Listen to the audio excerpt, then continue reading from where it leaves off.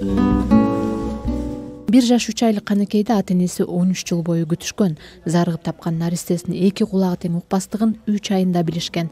Каныкей саналуу мүнөттөрдөн кийин акысыз операцияга кирет.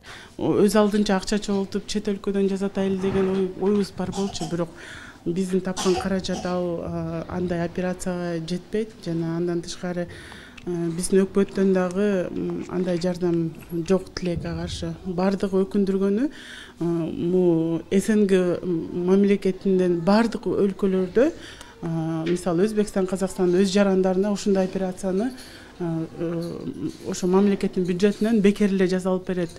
Ал эми бизде тилекке каршы андай мүмкүнчүлүк жок. Ошон үчүн ар бир ата эне өз алдынча аракет кылат.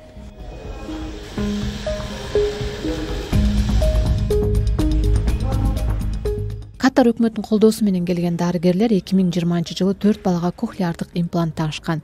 Быйыл алардын саны 29га көбөйдү.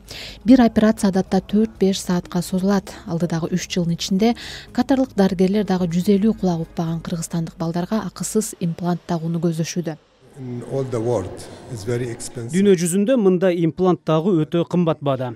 Бирок бизге имплант чыгарган медициналык компания кайрымдуулук иретинде жардам берди. Маселен, бир кохлеардык импланттын баасы $25,000 жогору турат. Буга чейин биз Газа тилкесиндеги кулагы укпай калган 180 балага кохлеардык имплант тактык. Газадагы дагы көп балага жардам берели деп турабыз. Биздин экинчи ири кайрымдуулук долбоорубуз эми Кыргызстанда болуп калмакчы. Бул сыяктуу кымбат баалуу операциялар Кыргызстанда мамлекет тарабынан каржыланбайт. Ушундан улам кулагы укпаган наристелердин ата энелери өз көйгөйү менен жалгыз калышат. Андан кийин бизде негизи Кыргызстанда госпрограмма жок. Ошо боюнча азыр иштер жүргүзүлүп атат. Анан Катар бизге өтө көп жардам берип атат. Былтыр Аль-Кахтани профессор өзү келген, 4 операция кылган. Андан кийин алар өзүлөр министерствосуна кайрылып, Катардагы суранган бизге жардам, Кыргызстанга жардам берелик депчи. Анан ошо программа түзүшкөн. Ошо программа карата бизде буюрса 150 операция жасалат. Бирок 150 операциянын ичинде балдар 5 жашка чейин тандалып атат. Чоң балдар болсо алар жаңы эле утулганды угуп, сүйлөп жүрө турган балдар внезапно укпай калгандарды ошолорго жасалат да.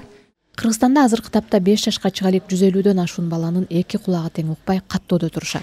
Кохлеардык имплантты адистер адатта 5 жашка чейин тагып, баланы андан кийин калыбына келтирүү, окутуу процесстеринен үзбөй катыштырса гана кулак угуу сүйлөө жөндөмү өнүгөрүн айтышат. Доктурлар угуу мүмкүнчүлүгү тубаса жок балдар көбүнчө ара төрөлүп, энеси кош бойлуу кезде ооруган учурда болушу мүмкүн экенин белгилешти. Бактыгүл Чыныбаева, Бектур Стамкулов, Азаттык, Бишкек.